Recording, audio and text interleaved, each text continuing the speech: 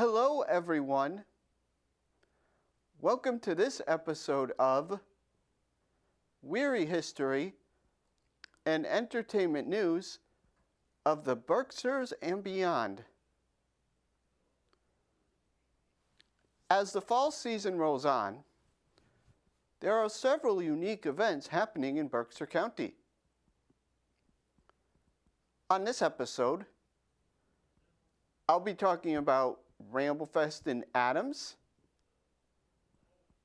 Berkshire Botanical Gardens Harvest Festival, and more. Plus, I'll be discussing a reality series currently streaming on Max, formerly HBO Max, that has connections to Great Barrington.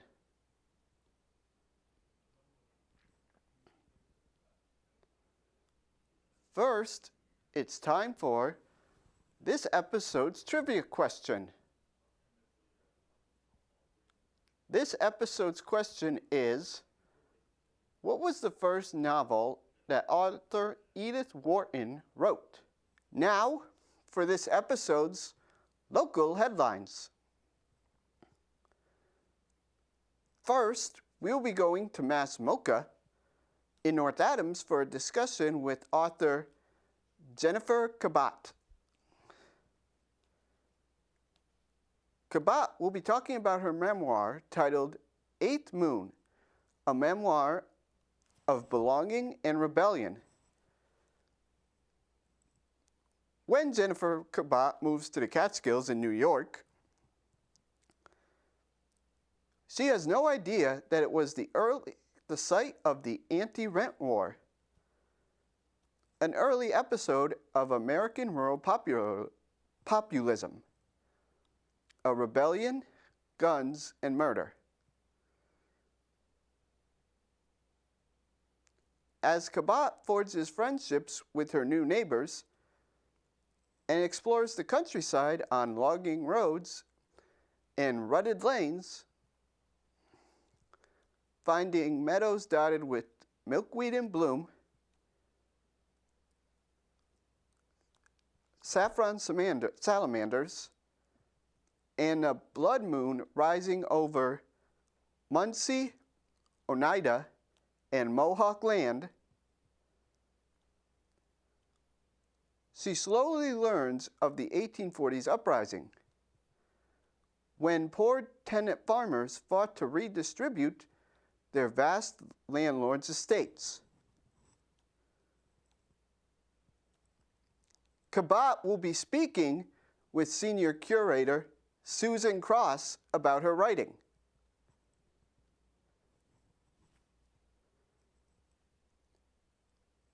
This event is scheduled to take place on October 10th at 5 p.m. Visit Massamoka's website for more information. For our next story, we will be going to the Berkshire Theater Group's Colonial Theater in Pittsfield for a concert.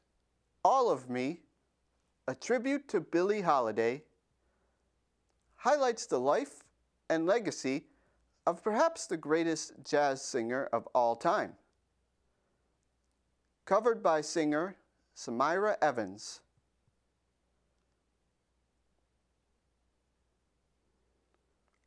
Renowned for her dynamic and soulful approach to jazz and blues, Samira Evans brings a unique New Orleans flavor to her performances. Celebrated vocalist, Evans made her debut at the New Orleans Jazz and Heritage Festival in 1990, which led to 15 consecutive years as a featured performer. Her powerful voice and captivating stage presence have graced iconic New Orleans venues.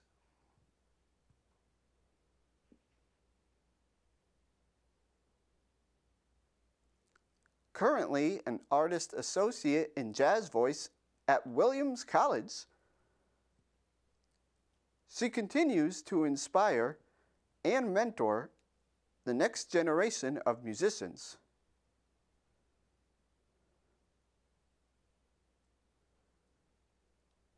All of Me will be taking place on October 11th at 7:30 p.m. Visit berkshirtheatergroup.org to purchase tickets. Please note that this is the only place that you can purchase tickets for Berkshire Theater Group events. Earlier in the year, I mentioned how the Berkshire Athenaeum was holding their annual writing contests for children and young adults. Recently, winners were announced. There were 5 categories. For the children age 6 category, second place went to The Keeper of the Books by Evelyn Morin, and first place went to What is Harry's Favorite Season by Sage Saldo.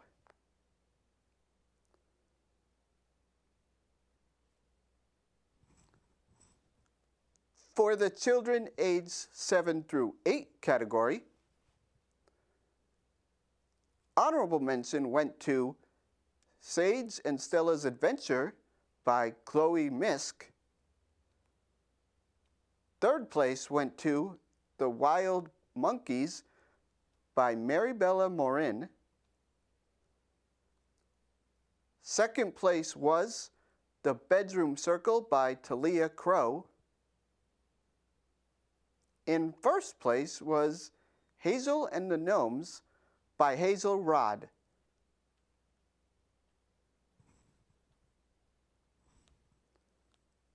For the children ages 9 through 10 category, honorable mention went to The Tale of How Sometimes the Feeling of Being Watched Can Turn into a Beautiful Friendship by Sasha Hughes. Second place went to The Day My Snow Creature Came to Life by Lucy Simonelli. And first place went to Almost Perfect by Bodie Goodman Wu.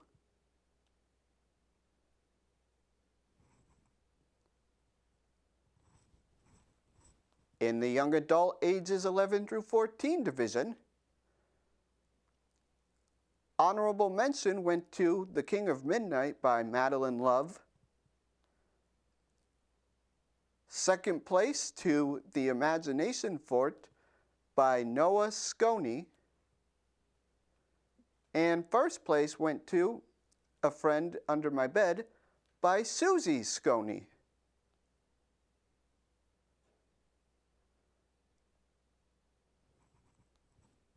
Finally, in the young adult age 15 through 18 division, honorable mention went to Blackout by Evelyn Rathburn. Second place went to Gloria Williams for Gone But Not Forgotten. And first place went to No Visible End by Olivia Caraccioli. WWHEN congratulates all of the winners for this year's short story contest and wishes them luck on their writing endeavors in the future. For our next story, we will be visiting the Stationery Factory in Dalton for a concert with the Cold Stares. For the past 10 years, the Cold Stares have toured the world relentlessly as a duo, blowing away audiences across the U.S. and Europe with a fierce, blistering show that bellied their bare bones, 11-inch guitar and drum setup.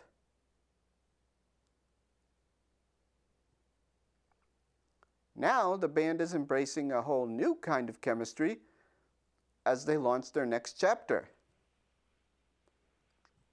adding a third member, and channeling the classic power trio sound they grew up on with their explosive new album, simply called Voices.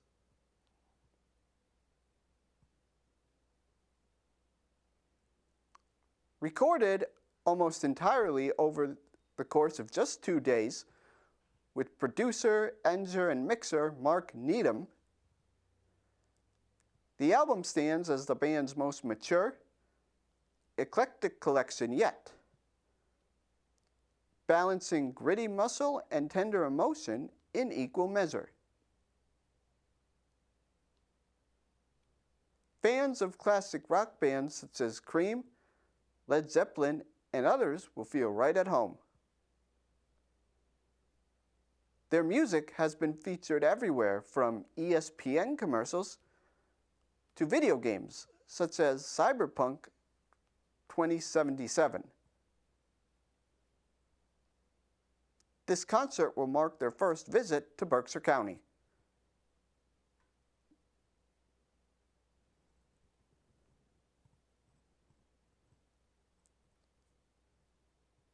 This concert is scheduled to take place on Wednesday, October 2nd from 7:30 p.m. to 8:30 p.m. As a reminder, the Stationery Factory is located on 63 Flansburgh Ave in Dalton. For our next story, we are going to be going to the Clark Art Institute in Williamstown for a new exhibit. In recent years, Cuban-American photographer Abelardo Morel has used his signature tent camera technology to capture the places where leading 19th century landscape artists John Constable and Claudette Monet worked.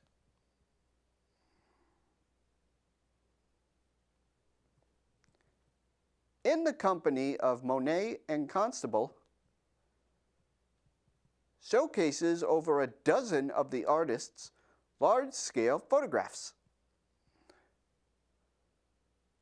Walking in the paths of Constable and Monet to make pictures in their spirits,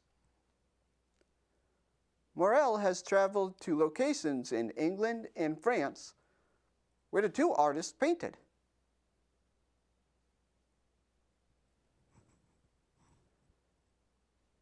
Morel's photographs highlighted Constable's and Monet's inspirations, while also highlighting nature in both past and present pieces of art.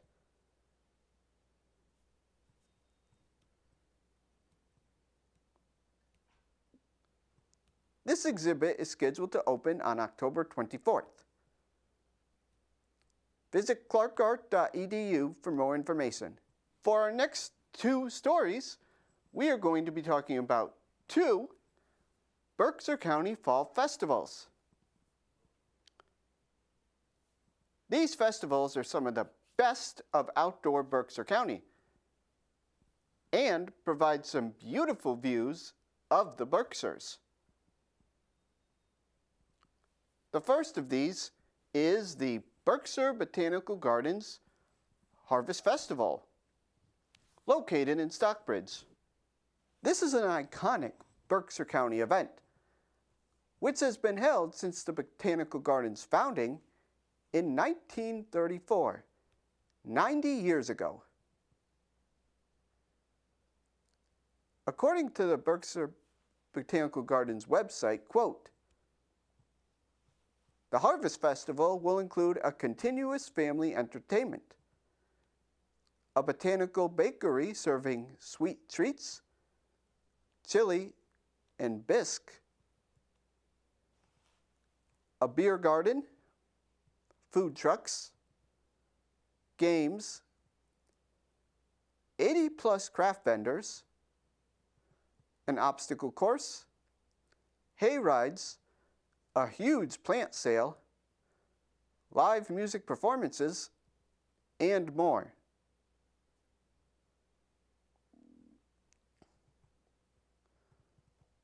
The Berkshire Botanical Gardens Harvest Festival is scheduled for October 12th and 13th. Tickets are currently available for purchase. Visit the website shown here to purchase them. Children under the age of 12 are allowed for free. Our other Berkshire County Fall Festival being talked about this episode is Ramblefest in Adams.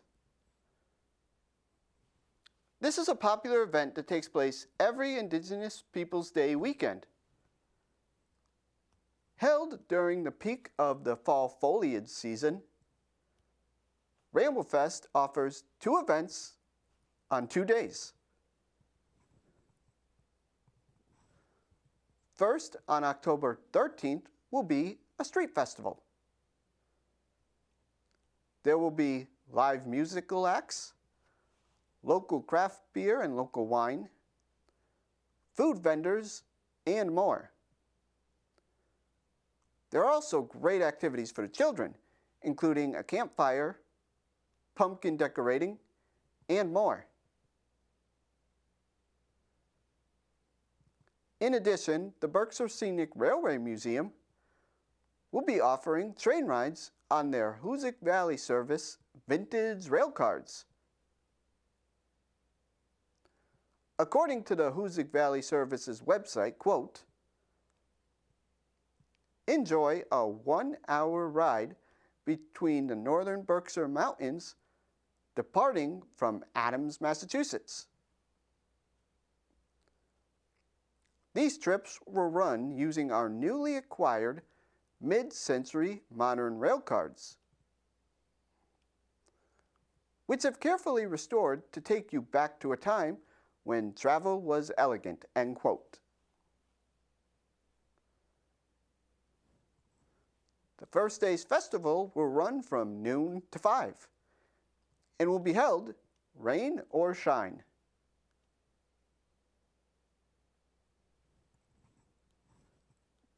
The second part of Ramblefest, to be held on October 14th, is the Ramble Up Mount Greylock.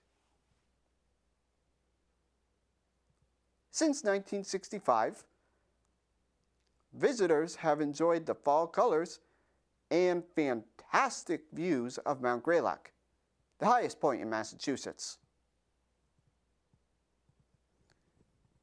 It's great for both people who've never climbed Mount Greylock, as well as those who are more experienced.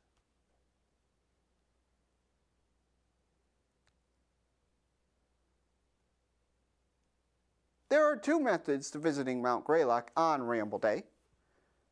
The first is parking near the Mount Greylock's trailhead. However, parking here will be very limited on that day and is not recommended by Ramblefest's website. The second method is to take a shuttle. Free shuttles will take hikers from the Adams Visitor Center, located at 3 Hoosick Valley Street in Adams, to Mount Greylock. These shuttles will take hikers to the Outdoor Center from 8 a.m. to 1 p.m. and will return hikers to the Visitor Center until 4 p.m. The Ramble Up Mount Greylock is a weather-permitting event. Visit exploreadams.com/ramblefest for more information. October is a great time for the fall festivals I mentioned, but October is also Halloween month. Some of the most popular things to do during the month are ghost tours to some of the most haunted places. One of Berkshire County's most fascinating places to visit for these is the Edith Wharton Mount in Lenox. Edith Wharton was a popular writer among many different genres. One of her favorite types of stories were ghost stories. In the intro to one set of her ghost stories, Wharton wrote, quote, "I do not believe in ghosts, but I am afraid of them," end quote. One of the popular reasons for this, possible reasons for this, is the Mount in Lenox, where she did a good amount of her writing. According to the Edith Wharton Mount's website, quote, "It starts with the sounds. Creaking floors and slamming doors. Fading footsteps down empty halls. A feeling of being watched. Tingling taps on the shoulders. Spectral shapes crouched in corners or gathered in front of fireplaces long gone cold. Tricks of the imagination in an old house once inhabited by a skilled writer of ghost stories? Or something else," end quote. Some people who have been to the Mount at night have claimed it to be haunted, while others don't. This fall, the tours will allow you to make your own judgment.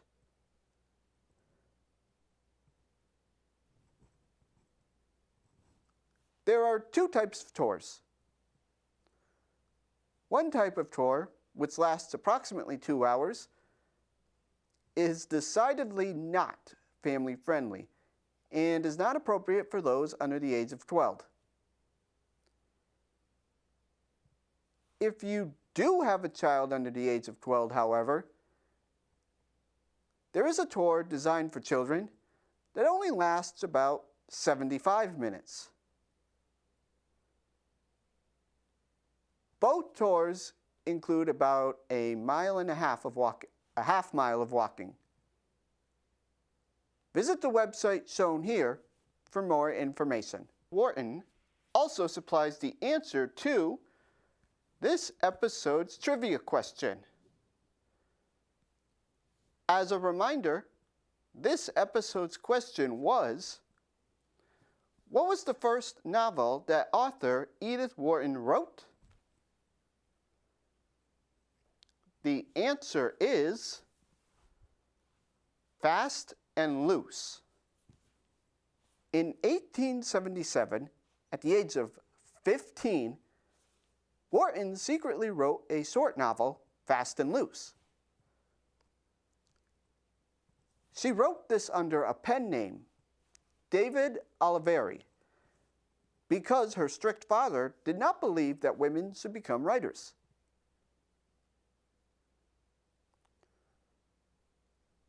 Fast and Loose tells the sad story of Georgie Rivers, who marries a rich older man instead of the young man she loves. Wharton was never proud of this work, and it remained unpublished until 1977, 40 years after her death, and exactly 100 years after she first wrote it. It's now time for this episode's entertainment portion of WWHEN. This episode, we have two different stories. The first is a discussion about a reality series with a local connection, while the other is a review about a separate series I've been watching.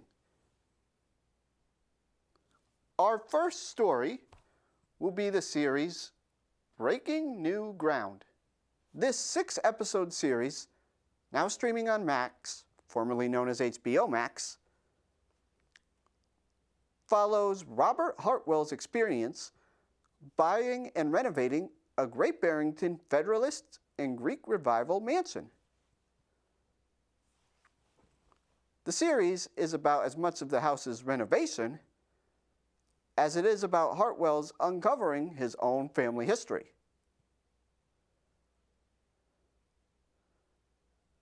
The mansion was built in 1820 by Dr. David Leavenworth. Among the 13 members of his household were free colored persons, according to the 1820 National Census. Slavery was abolished in Massachusetts in 1783. 5 years later, a 1788 Massachusetts Act ended the legal slave trade within its borders. Hartwell, who also performs on Broadway, was reading House Beautiful magazine during the 2020 Broadway shutdown when he spotted a Great Barrington house and was fascinated by what he saw.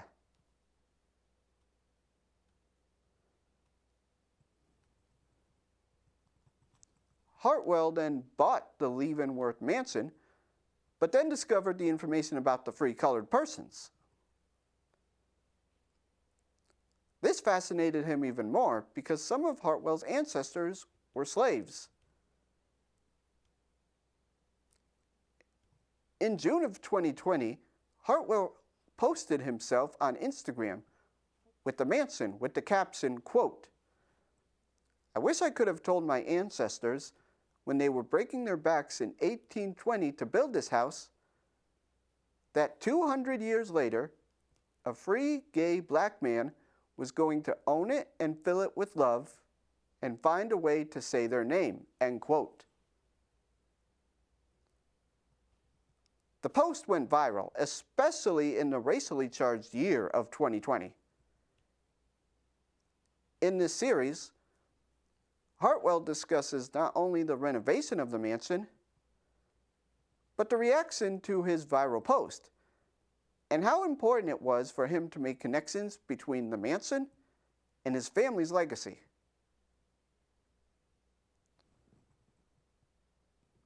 All episodes of this show are currently streaming on Max. For our second entertainment story of the episode, we are going to be discussing the series Justified. Justified is a crime drama and modern western which originally aired on FX. It is about Deputy Marshal Raylan Givens, who works in Harlan County, Kentucky, and it's how dangerous the county is, especially with his former coal mining buddy, Boyd Crowder, and his family and associates. It is based off a series of short stories by famed crime writer Elmore Leonard.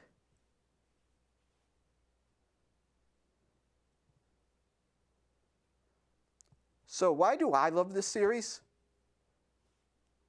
One of my favorite parts about it is how in-depth it is. There are solo episodes, but there are also big story arcs to pay attention to. In particular, I love the script writing and dialogue. It's witty, filled with the Southern mentality of some of the local cops, crooks, and convicts.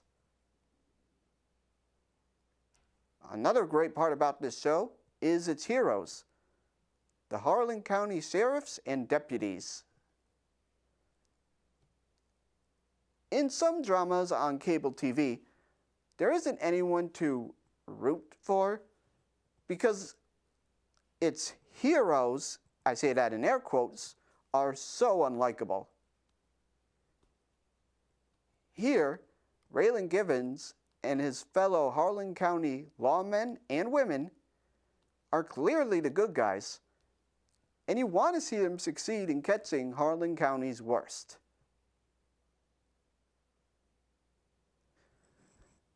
You can currently stream all episodes on Hulu or rent them at your local library. That ends this episode of Wehry History and Entertainment News in the Berkshires and beyond. If you would like to watch this or any other WWHEN episode again, you can visit Pittsfield TV's and CTSB TV's websites shown here, or visit NBCTC's Facebook page. Also, if you would like to see the episodes in HD quality, you can visit my YouTube page at RT Wehry. Thank you.